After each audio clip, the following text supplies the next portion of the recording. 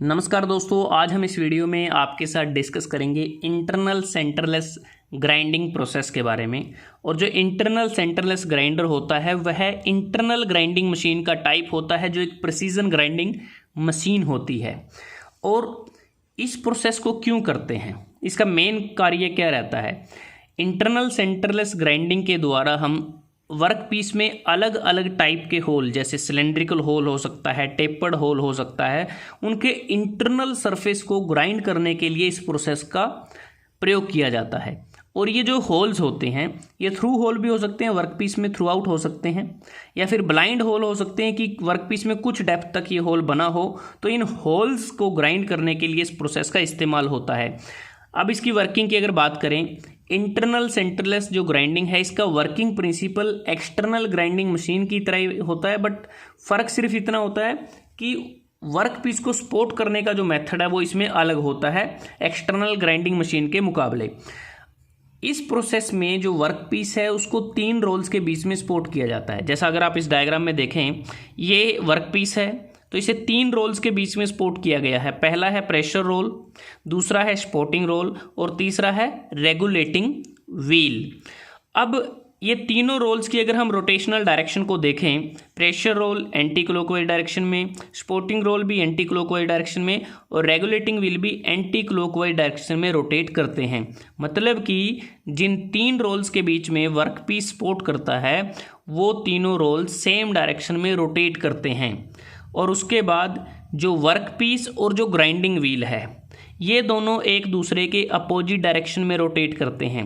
Work piece की जो rotational direction है वो अगर आप देखें वो क्लॉकवाइज है, ग्राइंडिंग व्हील की रोटेशनल डायरेक्शन एंटी क्लॉकवाइज है। उसके बाद जो ग्राइंडिंग व्हील है वो जो रेगुलेटिंग व्हील की जो हॉरिजॉन्टल लाइन है उसके रिस्पेक्ट में वो वर्क पीस के साथ कॉन्टैक्ट में रहता है, जैसा आप इस डायग्राम में देख पा रहे हैं। और जो ग्राइंडिंग व्हील का मेन कार्य क्या होता है, ग्राइंडिंग व्हील अब्रेसिव ग्रेन से मिलकर बना होता है और अब्रेसिव एक्शन के द्वारा ही वो ग्राइंड करता है वर्क पीस के इंटरनल सरफेस को।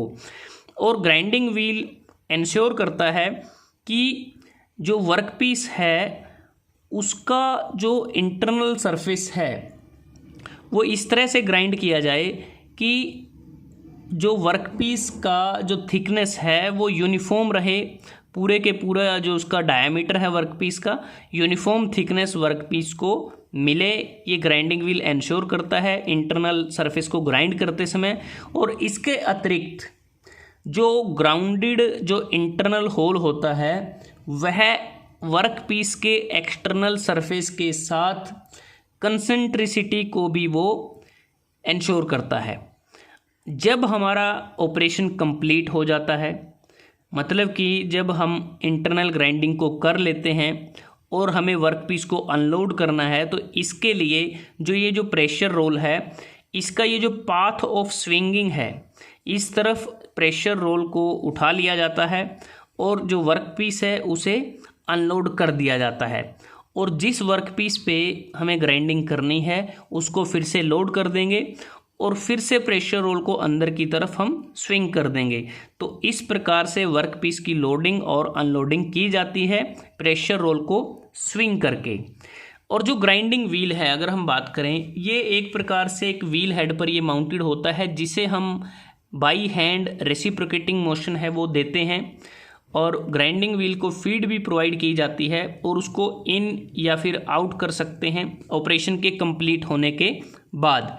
तो दोस्तों आज हमने इस वीडियो में आपके साथ डिस्कस किया इंटरनल ग्राइंडिंग मशीन का टाइप, इंटरनल सेंटरलेस ग्राइंडिंग के बारे में। अगर आपको वीडियो अच्छा लगा आप इसको लाइक कर सकते हैं, शेयर कर सकते हैं अपने दोस्तों के साथ, स्टूडेंट्स के साथ। और जल्दी हाजिर होते हैं एक नए वीडियो के साथ। तब तक के लिए धन्यवाद। आपका दिन शुभ रहे।